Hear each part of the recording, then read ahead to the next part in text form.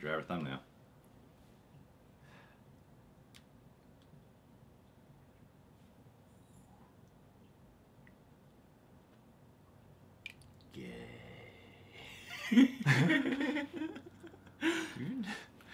Your breath smells like a dark chocolate and popcorn. No, I had dark chocolate popcorn and raspberry tea at the theater. Raspberry tea. That's what it smells like. Raspberry tea smells just like LGBT content. Restricted mode.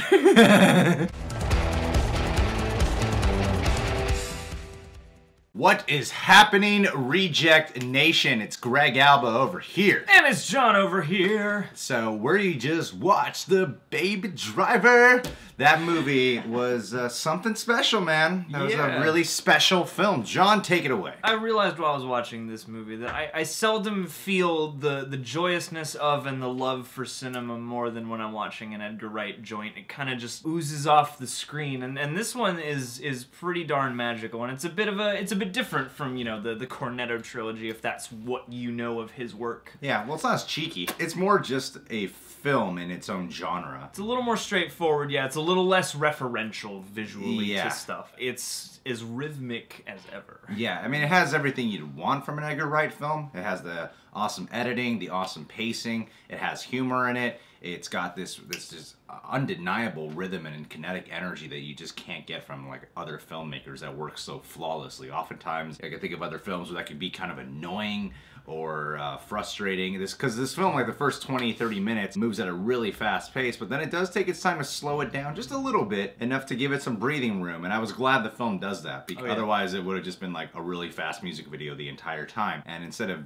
turning into a Suicide Squad film, the pace is, even though it's always got rhythm, the pace is tempered, so it does pick up and slow down appropriately for what kind of story is happening. Because there's more to the story than just a crazy heist movie with awesome music. Yeah, well, this is the story of Baby Driver, the character Ansel Elgort. He's the star of this film. He plays Baby Driver, and he is fantastic in this role. Before we like really go into this movie review, I felt like even when I saw the trailers and then watching this, I do see like Drive similarities, similarities to the movie Drive with Ryan Gosling. It's not like the same kind of film at all, but there were things about it, similar types of things on paper in terms of the script that I saw similarities in terms of it being a getaway driver, a movie that's really is about its music, and at the same time, this guy who falls in love with a waitress, and his whole motivation is really behind his love for this one woman. To leave. But when you're watching the movie, it's not apparent. You're not going, oh, this is a lot like Drive, because it's such a tonally, stylistically very different film, and it doesn't play out like Drive. And it's not like Drive created that storyline either. Yeah. You know, like there is a certain classic element, and this one definitely adds a lot of flourishes and touches of its own, and it calls back to a lot of different heist movies. And even the like Hays Code era stuff, the Morality Code era stuff, they kind of mix those dynamics in a way that I thought was really charming. And you can always tell how much of a cinephile Edgar Wright is, but without it being distracting. Yeah, you know? it's a cool crime world that you're actually hopping into in this movie,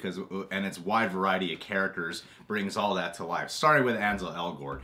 This man who you learn early on has some type of condition where he has to sort of drown out the noise by playing music all the time. It's more than just a cool, it's more than just a cool character motive where he has music playing, because it was just cool as a character motive to begin with. But then it's like, oh, it's justified in a really smart way of why he has it. Personal thing, and also, you know, just tinnitus is real and annoying. And I thought about this while I was watching the movie, and then we saw it at ArcLight, and they have this thing after the end of certain movies where they have ArcLight stories. Edgar Wright was talking about how the movie's soundtrack was really scored kind of by how the main character is choosing his music throughout, because this entire movie he has an iPod or iPods, and he's choosing each song based off whatever he's feeling that moment. It doesn't have to just be a getaway driving experience. It could just be him walking away from something, meeting up with a girl, hanging out with his foster father. There's music throughout this movie, and I thought that was actually really clever. You know, I mean, you see it throughout the movie, but when he put it that way, it clicked. I was like, yeah, he really is just kind of DJing this movie on screen. And I feel like we do that in life. That's what makes the character so relatable. I don't know how passionate you are, whoever you are watching this video right now.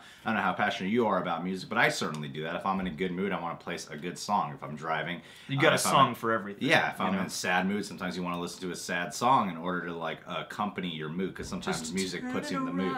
And also the fantasy of being a getaway driver. You know, like if you're ever driving on the road and you're driving fast, sometimes you want to put on a song that really lets your imagination fly. Oh, yeah. And I like that the Baby Driver character has such a specific tune for any time he's doing a specific type of getaway heist. He likes to time his driving to the song because he's playing out his own fantasy in a way. And it's really cool because I'm like, yeah, if I was a getaway driver, I'd want to have a specific tune as well to play along with all this. And I mean, I do that. Like, I'll restart songs to time things or even, I mean, lower stakes, but you know, like I used to go out running and I would always tailor my run to the dynamics of the music. Yeah. Like, especially if you're an audiophile, I think you'll definitely find something spiritually relatable about this. Oh, absolutely. This is one of those movies I was watching, and every now and again you see something where you're like, this was made for me. This I am exactly who this is for. Well, it's a love letter for people who love music, too, because it's a wide variety of songs. It's not just one specific type of genre, and it's not like listening, sorry to reference this movie again, it's not like listening to David Ayer's Spotify playlist, you know? Yeah, I mean, it is a natural flow of the music. Suicide Squad feels like people dumped songs on top of it, or were like, can we put another song here? Yeah. And this movie really does flow like a playlist. Yeah, you know? because when I was watching the movie, I would be kind of surprised by how a lot of the times a scene would start, you'd hear a song, it would fit perfectly, and then you'd see Baby Driver start singing along to the song in this like one composed shot. I guess it surprised me because a lot of the times you don't get the rights to these songs before filming the movie, so you really know what exactly you want to have. Yeah, you know? It was cool to see how the songs were very perfectly chosen in the screenplay itself, not just when they were shooting on set, but you could tell that it was for the script, and that's not often. A lot of times you hear writers writing with the song in mind, but they usually get those songs later. You could tell Edgar Wright probably had to get a lot of these tracks before filming even started. Oh yeah, I mean, because the character, even beyond just singing and you know, drumming in time on stuff, the characters talk about songs and sometimes listen to them together and comment on them. There must have been a lot of clearances beforehand, I would imagine. And I like the touch of, and we'll move on from just the Baby Driver character in a second, I like the touch of Baby Driver. He's a rather serious guy. He's known to be kind of a quiet guy. But when he's singing along, he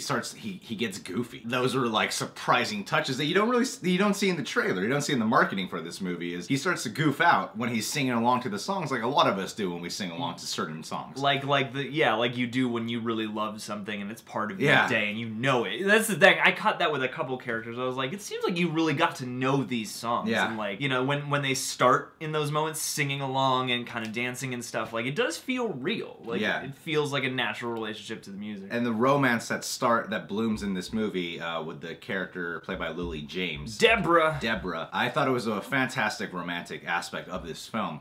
And I love how their main bonding moment is over the music. You know, I feel like that happens often with me in life, with a girl. It could be over music, it could be over movies. When you share that back and forth of the songs that you both really love and you share that together, and that creates this sort of instant connection. Yeah. And I really appreciated that aspect of it. And she's a great actress. She did a fantastic job in this role, and I really bought their chemistry. Every time their first like dialogue scene they had together, I was like, this smooth mofo, man. Oh yeah, dude. Baby and Deborah, their chemistry throughout the film is awesome, and there's a lot of stuff that happens, you know, to that relationship. Part of what I appreciated so much about this movie is that you get all the cool heist intro stuff, but then it really takes its time to go boy meets girl, and we're gonna see that through for a while. And the plot, it's a credit to the plot, because the plot unfolds very naturally and it goes in and out of being a heist movie in a really real way, and that helps build the stakes and establish the heart of the movie. It's the classic romantic B story, which is essentially the main story eventually. It's the heart of the movie. and it's more than just some side romantic story. It's like the central point for this character of Baby Driver. They were great, but the whole cast was fantastic. The two other players that really stood out to me were Jamie Foxx and Jon Hamm. Oh yeah, because Jamie Foxx plays a character named Bats, who is batshit. Like he is crazy. He doesn't overdo it. He doesn't just play crazy, because he escalatingly gets, like, they reveal him more and more. This guy is a psychopath. He is a sociopath. He is rather nuts. Yeah. And I thought Jamie Foxx was such a great. He was so great at provoking characters and bringing out darker sides in people, and also making nasty decisions. He was so good in his scenes. I loved his character. That's a real credit to the ensemble of this movie, because from Baby to Buddy, Jon Hamm, to like throughout all the characters, they all felt lived in. Yeah. And everybody behaves very naturally. Yeah. And that's the thing, is like Jamie Foxx gets on screen and you don't know what's gonna happen with him after a while. Is this dude gonna be cool? Is he gonna f things up? Probably both, you know? And the tension, like, that's one of the things that really does separate this from Drive for me, because, like, even if Drive is an ensemble still, like, this is a lot more of an ensemble. Baby is interesting character because we get his character, like, the quality of his character throughout the movie is a focal point. And part of the way that comes out is in the contrast with Jon Hamm and with Jamie Foxx and where those characters go, and they don't go necessarily in the places that you think you'd expect them to go. I thought they did that with a lot of characters. That was the nice surprise of it. Was, you know, you get introduced to a lot of these characters, you imagine how certain scenarios will play out. Some might play out in a way you might see coming, and some don't play out in the way you would expect. Jon Hamm, he's introduced as, you know, the likable heist guy, the guy who like, because everyone doesn't, a lot of people don't seem to like Baby Driver, you know? Yeah, everyone's kind of weirded out by Baby. It seems like nobody knows what to make of him. Yeah, because he seems like he's not fully invested in what's going on. He's a kid, everyone's like much older than him. He always has his headphones on, seems like he's not paying attention to what's really going on. Jon Hamm and Isaac Gonzalez, they play this couple who pulls these heists together, and they're the ones who seem to just really have a liking to Baby Driver. They seem to really like the guy. I mean, and they're having a good time. You know? Like, they're the heist They're people like the Bonnie and Clyde. Exactly. They're charming and they're fun together, and, you know, as part of the ensemble, they don't really create a lot of hot water for Baby, at least. And it seems like Jon Hamm would probably have this, like, one specific note to play, but the film takes you by surprise. And without giving any spoilers, you do get to see other layers and other dimensions where he definitely becomes one of the standout players of this specific film. And I really love that they did that. Because you don't see it coming. You don't see, like, the transition of where he is coming, and I feel like even saying that, you might not be able to see what's coming. Exactly, totally. And I mean, like, that's the cleverness. I like a movie like this, especially when it's a crime or heist movie, that really feels like it's unfolding moment to moment. Everything has its consequences, and that allows you to watch characters change really naturally. And I'm a fan of movies that really delve into consequences. Consequences, emotional decisions being made that cause everything to fall apart. Average thing with a heist movie is heist gone wrong. That's usually what the plan doesn't go according to plan, and everyone's gonna keep it together. But there's more than that happening in this film than your typical heist film. Isaac Gonzalez, I thought, did a really good job. She's sexy, she's wonderful. I mean, I love her in From Dusk Till Dawn as well. Here, she is mainly here as the, you know, like, the wife to Jon Hamm. She is the support to Jon Hamm. She doesn't get as much focus, but even in her, I mean, I thought she still embodied the character really well. And their chemistry is fantastic. You really believe these two are super into each other. And I'm happy to see those guys, them both in, you know, a movie like this, and just be more movies. You know? Jon Bernthal's in the trailer too. He's barely in the movie. It's not a fault with the movie whatsoever. I just felt as a Jon Bernthal fan, I would have wanted more, because when he's in the movie, he's really good. And I just love watching him. I love watching Jon Bernthal, and I thought, like, oh, heist film, and he's really cool in the film so far. He's barely in the movie, but when he's there, he's really great. And the only thing I wish is, just as a fan of Jon Bernthal, was that he was in the movie more. If you're coming for Punisher, just be prepared. But you know, it's like the script or the story doesn't necessarily call for his character to be there for the whole film. I don't blame Edgar Wright for not including that character more. However, it was still a really nice touch to have him in there for the time he was in the film. Well, and those kinds of things are always nice, because they put you off center in terms of what you're expecting. Because sometimes, you know, you have recognizable actors, and then you start to expect how much you're going to see them and where they're going to go and what's going to happen to them. Without giving too much away, even in the little details of how Jon Bernthal's character is handled, like, it all fits into the plot, you know? And Kevin Spacey, the guy, the head honcho, the corrupt boss, you know, he's great at those kind of roles. And he is really good in this movie, too. His comic timing is great. The way he plays leadership of the guy who pulls these heists together is fantastic. I love his relationship he has with Baby Driver, where it can be kind of manipulative, and then like, does he kind of care? Or is he just manipulative? I'm not sure where he's really at, you know? Yeah, he has these weird nuances where you're like, at the right time, he's almost kind of charming, and the rest of the time he's sort of that dangerous deadpan. Yeah, you know, like, I don't want to piss this guy off, but, you know, he seems like a good-humored chap. Oh, I mean, what I think might go unrecognized about his performance here is that he's more than just the money man and more than just the mind guy, because there's these other characters who are obviously more physically strong, probably more violent than Kevin Spacey, yet when he is talking to these people, or if people are questioning him, you know he commands. You know that no one's gonna, like, do anything to him. You know he's the dude in charge, and the other people will stand down to him.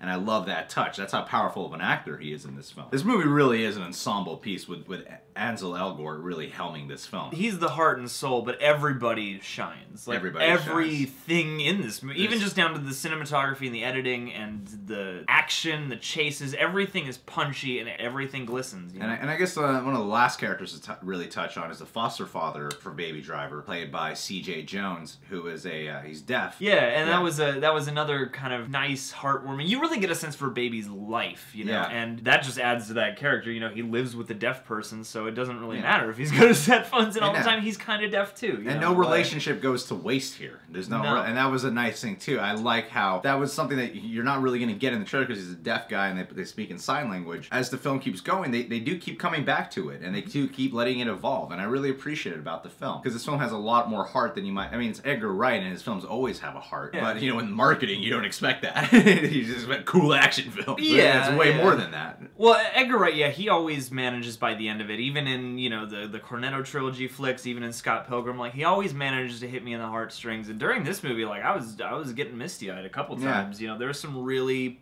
poignant little moments in there, especially too with his mom, you know, with Sky Ferreira, who is an actual, you know, musician as well. Nothing is forgotten in an Edgar Wright movie. It seems like nothing is there because it's cool. Nothing's an afterthought. Everything is crafted and composed. And with the car chases that I thought were really neat too, it had that cool blend where I would hear, like, especially in the filmmaker community, people will talk about two different kinds of car chases. You got your Fast and Furious ones, and then you got your ones like in Jack Reacher, where it's one shot and you can really see what's going on. The camera lingers on. Here, it's a blend of cool editing, yet you can really tell these are stunt drivers. Some of it green screen, most of the time practical. And I really appreciate about that, because there are certain shots where you're like, that's a real stunt right there. That is scary and dangerous, and you could tell Ansel Elgort probably had to do some serious lessons to train for this movie to get behind the wheel. Oh yeah, I think he said Ansel Elgort, Jon Hamm, and Jamie Foxx all did at least some of their driving in this movie. Yeah, I expect nothing less when watching the film.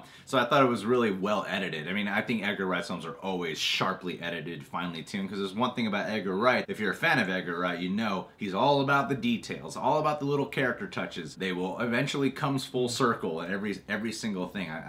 Yeah, this is probably the best summer movie I've seen. Oh yeah, it's quick and punchy, but it's not chaotic, enjoyable, but it's also, you know, there are stakes, you know, and a lot of times in the action scenes, when those hits come, they get you riled up. Watching this and watching Planet of the Apes made me think of, you know, because we've seen a lot of blockbusters this summer, a lot of action, a lot of people punching each other, and a lot of the time I go to these movies and I'm not really feeling the fight, I'm just watching it because it's cool. And this is a movie where there are times where you're like, you're afraid for Baby, and you want those punches or those crashes, you know, you feel the catharsis with him. And that's a beautiful thing to be able to do with a movie at all, and a movie like this especially. I felt this was his most different film Edgar Wright's done. Yes, it's funny, but it's still really grounded in a realm of reality, to the point where it doesn't, I wouldn't categorize this as a comedy. It's just they're all people, and people have senses of humor. Yeah, exactly, because this was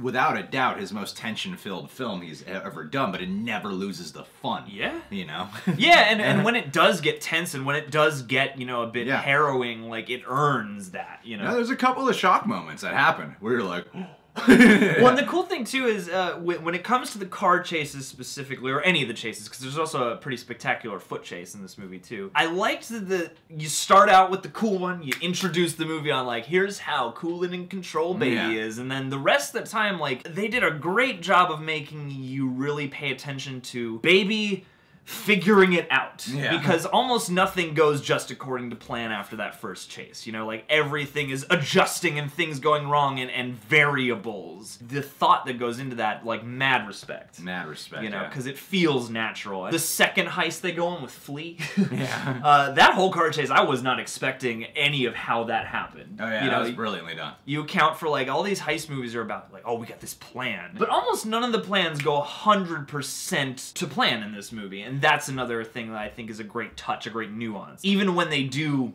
scrape it by and get out of there, it's not without some sloppy moments or some things that they weren't accounting for. Because he's not even perfect, and I appreciated about that. Yeah, totally. Because it wasn't like, oh, if he's behind the wheel, they're 100% okay. Yeah, totally. It's like you know he's the best, but you know there's still a chance someone will get shot or killed. They're in good hands, but there are also people around, cars, folks with guns. You know? One last element I'd like to point out about this film that I really enjoyed was the touch of how the violence is effective in this film when someone gets shot or killed, because this whole film is primarily from Baby Driver's perspective. I'd say like the whole film's actually from his perspective. Oh yeah, this is Baby. We are with Baby. We are Baby. And whenever he's witness to someone being killed or someone being shot, it affects him. And I like that. The violence never just feels like, oh, R-rated action film. You could see that there's a violent kind of icky feeling towards like getaway stuff. All really cool. But when someone gets shot or killed, it's kind of upsetting, you know? And it spends a lot of time,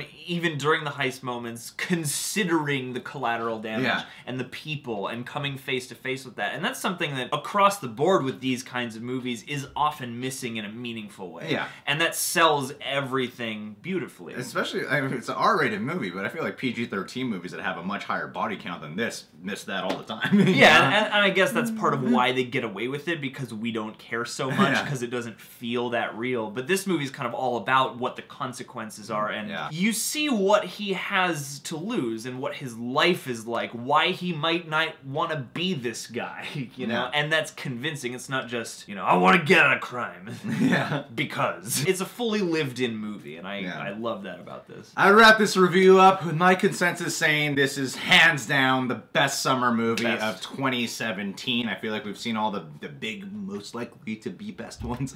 And I feel like this is probably, I would say out of all the ones I've seen so far, this is the best summer movie of 2017. Yeah, I'm with you. Alright guys, well, did you see Baby Driver? Do you like it like most people? Go check it out if you haven't seen it. It only came out Wednesday, like a theatrical release Wednesday, and I know people who've seen it twice already. Rosa Parra, you've seen it twice, I know this. I would go again today.